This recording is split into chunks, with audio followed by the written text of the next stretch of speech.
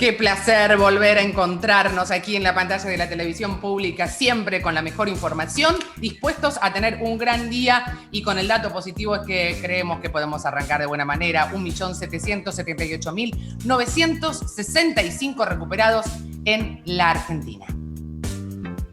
Acá estamos, este lunes lluvioso en la capital federal y en gran parte del país, como siempre en este que es el programa de salud más federal, inclusivo que puedan tener en toda la televisión argentina y en definitiva es un programa de servicios en el que buscamos durante estos 30 minutos acercarles información confiable para que puedan tomar las decisiones que mejor puedan hacerles, que pueda permitirles a cada uno de ustedes lograr ese bienestar. Pueden seguirnos en nuestras redes sociales, @encasasaludok, y en las mías personales, @niparatore. Hoy arrancamos una encuesta que vamos a compartir con todos ustedes. Tienen tiempo hasta el jueves porque queremos saber con qué temas ustedes quieren que abramos el consultorio de Quédate en Casa Salud. Esto va a ser el próximo viernes, así que arranquen a elegir. Tenemos nutrición, gimnasia o dermatología. Votá, tenés tiempo en nuestras redes sociales, @encasasaludok o @niparatore. Ahí vamos a ir viendo cuál es tu decisión porque desde el viernes arrancamos con las consultas directas a nuestros profesionales a través de las redes sociales. Y si hablamos de nuestra salud, obviamente que el mundo hoy simplemente habla del COVID, del coronavirus, de como quieras llamarlo, pero siempre hablamos de la prevención. Ahora, ¿qué pasa con todos estos datos de recuperados, de mujeres y hombres que han superado el COVID? Para eso, ¿a quién llamamos? Al que más sabe, a nuestro querido Sergio Víctor Perrone, rosarino, estimadísimo, ¿cómo le va? Hola Natalia, ¿cómo está usted? Bien, muy bien, con muchas ganas de charlar con vos, Sergio, por esto que quizás no es moda o quizás muy poco se toma el tiempo para poder desarrollarlo, y es ¿qué pasa después que tenemos COVID? Porque lo que tenemos que hacer para evitarlo, te diría que todos lo sabemos. Ahora, ¿qué tenemos que hacer después? Muy pocos. ¿Cuáles son esas consecuencias que quedan, esas secuelas para arrancar cuando hemos transitado ya la enfermedad? Mire, casualmente ayer recibí una notificación de un conjunto de un grupo interesante de las clínicas y sanatorios de todo el país, todos los centros asistenciales, entre los cuales están también los lugares donde se hacen estudios ambulatorios y todo eso, que son 16.500 más o menos, o sea, son bastantes. Y preocupados muchísimo por la caída de los controles necesarios y los tratamientos necesarios en muchos pacientes. Imagínense que a esto se agrega el COVID y estamos en un problema de salud que puede llegar a golpear muy fuerte después de que pase el COVID, que pase la pandemia. Absolutamente, sí, lo hemos hablado muchas veces, Sergio, respecto, por ejemplo, a patologías que se tienen que detectar de manera precoz y que al no hacer controles no se detectan, claramente. Así es, y que llevan a cuadros importantes. Ahí armamos unas plaquitas de producción bastante interesantes. Vamos a arrancar. ¿Cuáles son los efectos que el COVID puede producir a largo plazo? Por lo menos los que conocemos hasta ahora. Hay un estudio muy interesante que se publicó en MedRxiv, un sitio web, un trabajo muy, muy interesante que se envió también en una revista para su publicación científica, digamos, y enumera todas las patologías que se han detectado entre 14 días y 110 días después de haber tenido el COVID. O sea, usted tiene COVID, se recupera, ¿y qué le puede aparecer? Fíjese, 58% fatiga, cansancio físico. Es eso. Dolor de cabeza, 44%, cefalea. Desórdenes de atención, 27%. Pérdida del cabello, 25%. Y hay otros problemas dermatológicos como ciertas y determinadas reacciones alérgicas en la piel. Anosmia, la carencia de olfato, 21%. Dolor articular, 19%. Falta de aire, disnea, falta de aire, 24%. Trastornos de alteraciones en el gusto, o disminución o desaparición del gusto, o disgeusia, o un gusto diferente al que usted tenía antes, 23%. Es un número realmente muy interesante y preocupante, le digo. Claro, porque aparte vos decías, Sergio, entre 14 y 110 días son desde que te sucede a casi 3 meses post-COVID. Casi 3 meses. Y no sabemos qué pasa más tarde, porque imagínense que Claro. a medida que pase el tiempo vamos a tener la evolución más tarde. Yo le di eso, ¿no? Uno dice, bueno, tiene estos problemitas, realmente no son tan interesantes, pero si uno los separa por aparatos, por ejemplo, por cuánto órganos. tiene, qué complicaciones cardiovasculares, cuáles son las del sistema nervioso central o el periférico, el 96% de los signos y síntomas son del sistema nervioso central y periférico. El 91% del aparato respiratorio, 43% del aparato cardiovascular y el 39% de la piel y de las faneras. Sistema nervioso central y respiratorio son los más afectados. Son los más importantes. O sea, no es gratis agarrarse un COVID. No, esa frase es fundamental. Puede tener consecuencias a largo plazo que son importantes. Por eso recalcamos la importancia de la prevención de la infección. A veces los jóvenes piensan, no, me infecto, total, los jóvenes no nos pasa nada. No. Cuidado, porque a veces no sienten esos problemas ahora y los van a sentir a una edad mayor, como ocurre con otras patologías virales en la infancia, infecciones virales en la infancia que terminan siendo haciendo repercusión en otros órganos cuando uno ya es adulto. Tal cual, Para lo que decís, solo la historia, solo mirar un poquito la historia de la salud nos hace ver que contraer ciertos virus no es algo que queda en ese instante y nada más. Y es muy importante esto que señalás, entender que no es gratis contraer COVID por más que la pases liviano o que quizás no tengas complicaciones hoy, ¿no? Ahora, ¿qué hacemos después de que tenemos COVID? Incluso los chicos que vienen de vacaciones, que se aíslan con sus amigos en un departamento, siguen sus vacaciones, ¿no? Muy bien, aislados, porque decidieron volver todos con COVID. ¿Qué tipo de controles hay que hacerse?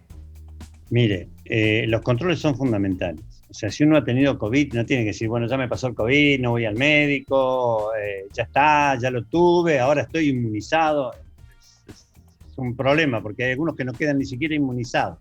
Exacto. ¿Sí? Los controles que uno debe hacer dependen de la persistencia de los signos y de los síntomas, ¿sí? O sea, si uno tiene signos y síntomas de alguna de las cositas que hemos nombrado o alguna otra cosa rara que no tenía antes, debe ir al médico a controlarse. Depende de qué síntomas y qué signos tiene para ver qué es lo que va a hacer, qué estudios se tiene que hacer. Por ejemplo, y ahí tenemos por ahí una plaquita. Si uno tiene dificultad para respirar, o tiene falta de aire, o tiene respiración suspirosa, o tiene apneas paroxísticas a la noche, que se llaman síndromes de apneas y hipopneas del sueño. Es cuando respirás, para contarle a la gente, Sergio, también me parece importante, es cuando respirás como que te ahogás y volvés a respirar de nuevo rápidamente, ¿no? Es como ese estupor. Como si fuera un perrito, ¿vio? Algo claro. Así. Buenísimo. Correcto. Ahí es necesario hacer test de función respiratoria y es necesario hacer tomografía muchas veces para tratar de ver qué es lo que está ocurriendo, ¿sí? Y muchas veces también hay que hacer análisis de gases en sangre y ver en detalle qué es lo que le está pasando, cuál es la secuela que dejó en esos pulmones. Claro. ¿Sí? Hay que tomarse el tiempo, hay que esperar, porque si uno se hace enseguida de haber tenido el COVID, una tomografía, lo más seguro es que los cambios sean mínimos, no haya mejorado del todo, sino que hay que esperar un tiempo de que el pulmón, a ver qué grado se recuperó. Hay fibrosis, se ha encontrado fibrosis pulmonar en estos pacientes. Un montón de casos, claro. ¿Cuánto tiempo tenemos que esperar, Sergio? Más o menos, ¿un mes, 2 meses? Todo depende de cada uno, de cada paciente. Por eso, si usted se fija, vamos a terminar diciendo tiene que consultar al colega, tiene que consultar siempre, con el médico, obviamente. Para tomar la determinación del tiempo. Problemas cardiovasculares, un electrocardiograma muchas veces ha dejado arritmia, muchas veces se ha agrandado el corazón, muchas veces continúa con un fenómeno inflamatorio. Entonces, para eso, electrocardiograma, Holter, ecocardiograma, resonancia magnética son muchas veces necesarios para ver si esos cambios persisten, sobre todo si el paciente dice, bueno, yo quiero empezar a hacer ejercicio, quiero seguir haciendo el ejercicio que hacía antes de tener COVID. Entonces, No. antes de eso, hay que hacerte un control muy estricto, cardiovascular sobre todo, para ver que usted no se largue a hacer ejercicio y termine con un infarto o con una muerte. Absolutamente, absolutamente. Y Y ahora para la los, última plaquita, esto. para los problemas del sistema nervioso central y periférico, Sí. bueno, tomografía, resonancia magnética, una evaluación cognitiva, porque a veces algunos se han descrito pérdida de la memoria, ¿sí? No se acuerdan de ciertas y determinadas cosas, y muchas veces ansiedad, depresión, o sea, muchas veces hay que pedir una evaluación psicológica y a veces un tratamiento psicológico más extenso para tratar de prevenir esos miedos que a veces quieran, pacientes que han quedado con ataques de pánico, estrés postraumático, todas esas cositas que uno debe controlar dirigido por su médico clínico de confianza, que le puede dar una buena mano, y si su médico clínico no lo sabe, él puede tranquilamente indicarle con quién usted debe consultar para tratar de solucionar su problema. En resumen, Sergio, el COVID no es gratis, siempre deja algo en cada uno de nosotros, más, menos, hay que controlarse, hay que hacer la consulta oportuna con nuestros médicos para chequear, no largarse a hacer actividad física como lo hacías antes pre-COVID, y siempre tener en cuenta que más allá de la edad, todo lo que tiene que ver con la prevención, en definitiva, son también las decisiones que tomamos cada día para estar bien, ¿no? Que no tenemos que seguir como si nada hubiese sucedido. Y lo de la depresión, que es algo que también marcás, la salud mental de cada uno de nosotros, también tiene consecuencias. Y vamos a hablar ahora, justamente cuando terminemos con vos, de algo que tiene que ver con esto. Te mandamos un abrazo grande, gracias, y nos volvemos a conectar porque tenemos tantos temas que hablar con vos que se nos queda siempre corto el tiempo. Te mandamos un beso. Gracias, Sergio. Hasta luego.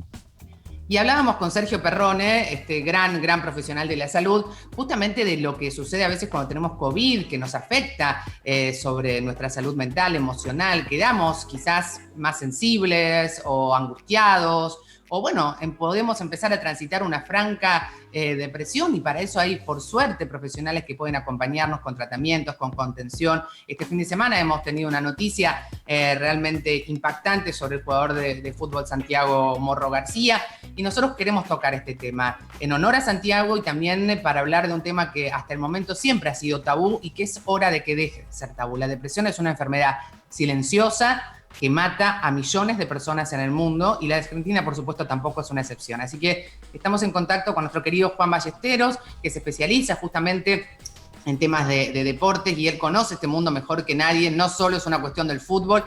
¿Cómo estás, Juan? Un fin de semana realmente triste, pero que tenemos que tratar, como siempre decimos, de transformar en honor a esa persona que dejó su vida ante esta situación que tiene que ver con una enfermedad, un mensaje que construya, un mensaje que nos permita cambiar socialmente.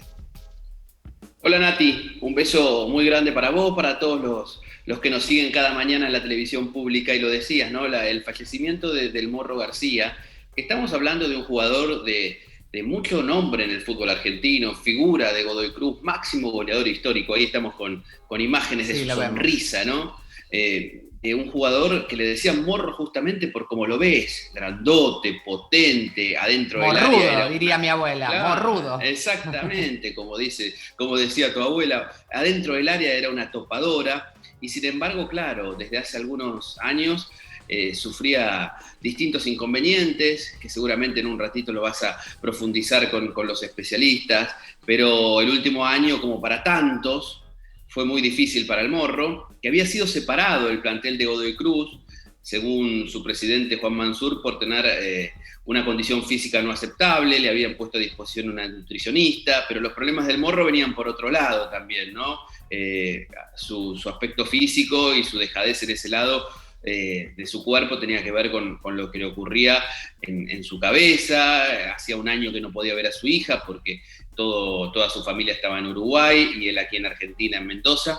Lo encontraron muerto el sábado, pero según la fiscal Claudia Ríos, desde el pasado jueves ya se había suicidado con un tiro en el parietal derecho. Una situación conmocionante, y más allá del hecho que por supuesto despertó en el fútbol argentino y en el uruguayo. Ayer hubo muchos homenajes en el partido entre River y Nacional. River, el equipo uruguayo, donde jugó el Morro en los dos equipos, ambos conjuntos le rindieron un homenaje. Muchos colegas salieron a expresarse sobre este tema, entre ellos, por ejemplo, uno que a mí me llama mucho la atención, querida Nati, el de Augusto Batalla, no sé si lo recordás, aquel arquero de River, claro, que sufrió muchas críticas, agresiones en las redes sociales, porque su nivel, por supuesto, no fue el mejor en River, pero él decía, no somos robots, ¿no? Y uno dice, el arquero de River, ¿no? ¿De qué va a protestar con la vida que tiene?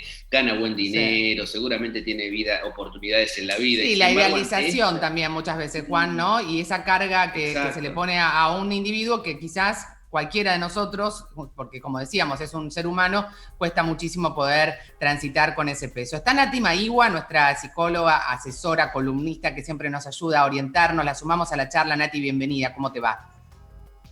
Hola, buen día, Nati. Hola, buen día. Juan, te escucha también. ¿Cómo están? Es importante... Sí, esto que planteaba Juan, ¿no? Esto sucede, a Santiago le sucedió justamente el día jueves, venía con un tratamiento psiquiátrico. ¿Qué pasa cuando el mundo que te armás con esos objetivos no empiezan a cumplirse? ¿Qué pasa cuando nos llenamos de frustración? ¿Qué pasa con las exigencias de la familia, de la sociedad, que siempre está esperando que todo sea perfecto, ¿no? Y entramos en un foco depresivo que termina con consecuencias realmente fatales. Claro, en general lo que sucede es esto, ¿no es cierto? Que uno de los requisitos para que haya un diagnóstico de depresión es que haya una valoración negativa de sí mismo, del entorno y del futuro, que esto lo que nos va a decir es que no podemos asimilar o valorarnos a nosotros mismos y el entorno ejerce cierta presión, en este caso podría ser lo deportivo claramente, y eso hace que se vaya agudizando el proceso, digamos, ¿no? Emocional que atraviesa la persona. Juan decía recién, vos mencionabas, Juan, esto de que él estaba como afuera del equipo, de su equipo, donde prácticamente hizo toda su carrera, era el ídolo popular. Claro, el máximo goleador de la historia de Godoy Cruz. Desde hace algunos años ya sabíamos que el Morro tenía algunos inconvenientes, pero bueno, nadie pudo atenderlos a debido momento, ¿no? Para él poder salir de esta situación. Y yo escuchaba al doctor Perrone, querida Nati, licenciada, que él hablaba de que una de las posibles secuelas que tiene el coronavirus es un trastorno que tiene que ver con la depresión, salud mental, ¿no? Sí, total. Sí, y el Morro había atravesado también un caso de coronavirus, así que bueno, todo tiene que ver un poco con todo en esta situación.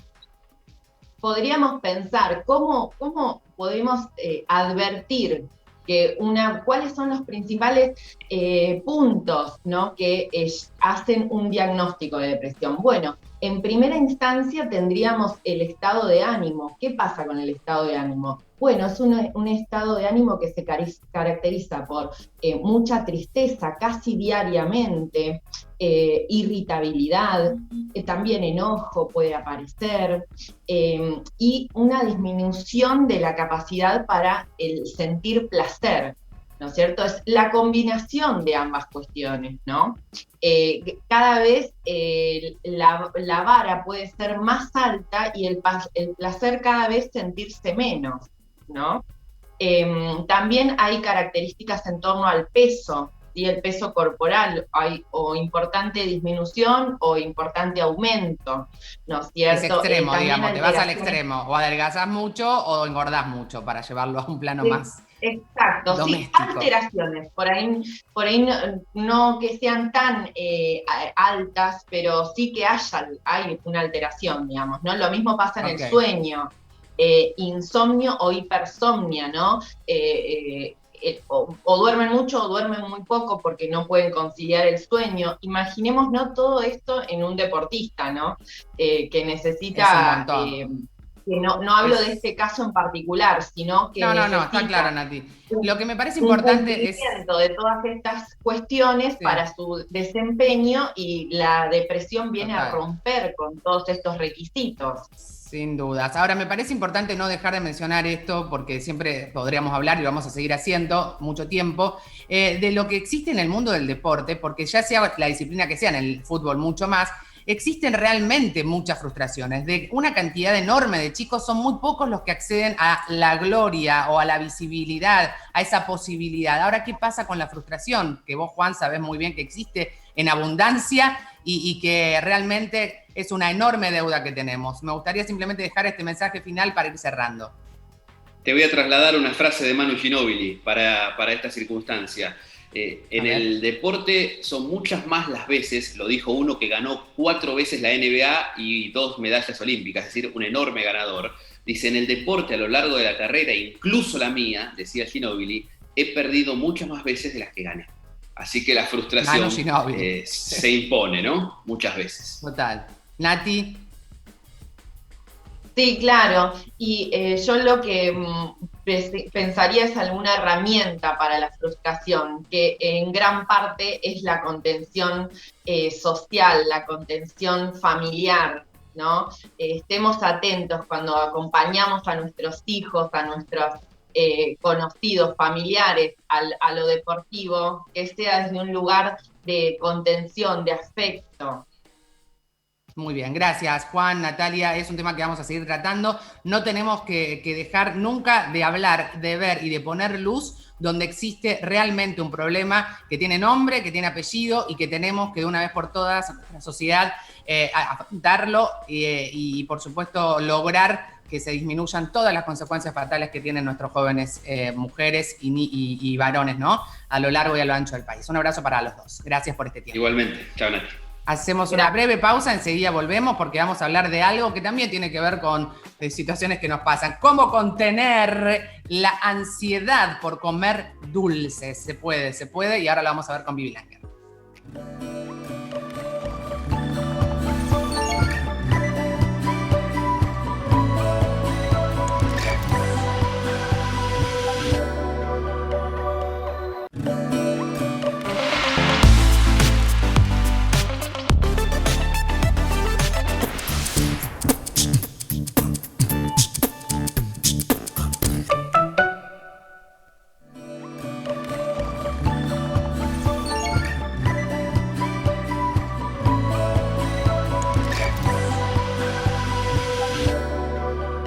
Muy bien, abrimos este bloque, tenemos información de último momento. El ministro de Salud de la Nación acaba de anunciar que a través del ANLIS-Malbrán se acaban de detectar 2 nuevas cepas circulantes en nuestro país. Se tratan de la cepa denominada o variante amazónica y la de Río de Janeiro. Reitero, en la Argentina se acaba de detectar, gracias al trabajo de vigilancia epidemiológica, 2 nuevas cepas circulantes en el territorio nacional. Corresponden a viajeros que provienen de Brasil justamente, 4 personas, 2 de cada cepa han sido detectadas. Por esto siempre es tan importante que se realice la vigilancia epidemiológica oportuna para detectarlos a tiempo y evitar la mayor circulación, pero esto simplemente significa que tenemos que seguir cuidándonos más y mucho más. Es una información que realmente nos hace un llamado de atención.